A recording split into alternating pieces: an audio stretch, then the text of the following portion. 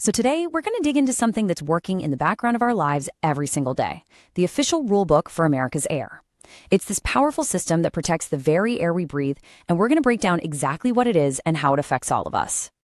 All right, let's start with something you've probably seen. You glance at your phone and boom, there it is, an air quality alert. Maybe it's an ozone action day, but what does that actually mean? Well, that little notification is a direct result of the rules we're talking about today. It means the air outside has officially crossed a very specific, legally defined health line. And why do we need a line in the first place? Because the air around us, it isn't just empty space. It's full of all these tiny, invisible pollutants.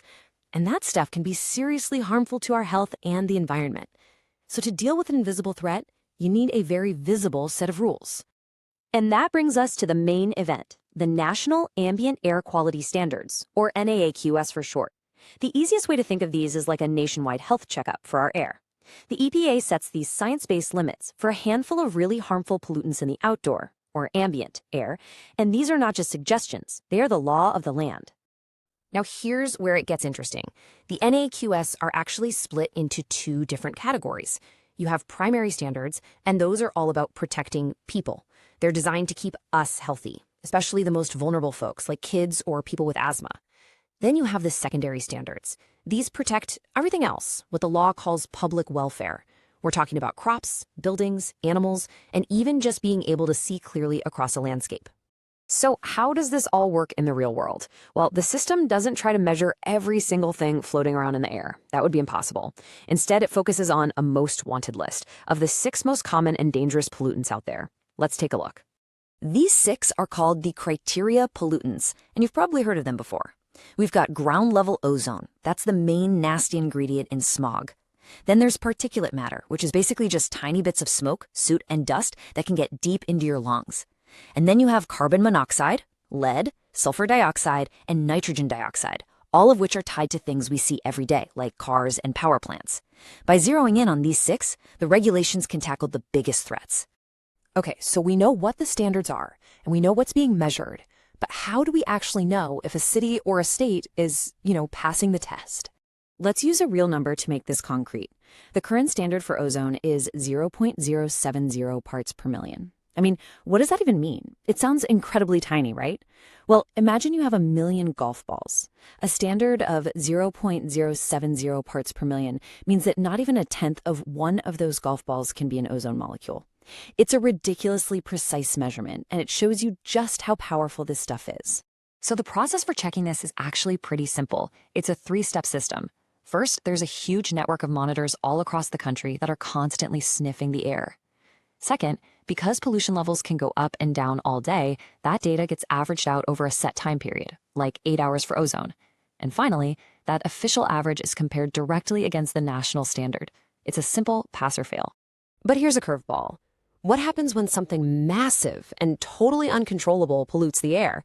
Is a state really held responsible for the smoke from a once-in-a-generation wildfire? Well, the system has a really fascinating and practical answer for this. It's called the exceptional events rule. And basically, what it says is that some things are just out of our control. The rule defines an exceptional event as something that affects air quality, but isn't reasonably controllable or preventable. It's a crucial bit of real-world flexibility that's built right into the system. So let's ask that question again, more directly. If a monster wildfire blankets an entire region in smoke for a week, and the air quality monitors go off the charts, does that state automatically get a failing grade? And the answer is no, not necessarily. This is where the rule gets really practical. States can actually go to the EPA and prove that a pollution spike was caused by one of these exceptional events. Wildfires are the classic example, but it also includes things like massive dust storms or volcanic eruptions. It can even cover things you might not expect, like ozone dipping down from the stratosphere or even huge fireworks displays for cultural events. If the EPA agrees, that bad data gets tossed out. So let's zoom out for a second. We've talked about standards, pollutants, and these weird exceptions. So why does any of this really matter to you and me? Okay, here are the big takeaways. First and foremost, these standards protect your health. They set a baseline for clean air that everyone in the country deserves. Second, they drive action. If an area is failing, they can't just ignore it. They are legally required to come up with a plan to clean things up. Third, these are a floor, not a ceiling. States can and do set even tougher rules. And finally, the system is smart. It's built on science, and it's flexible enough to adapt to reality with things like that exceptional events rule.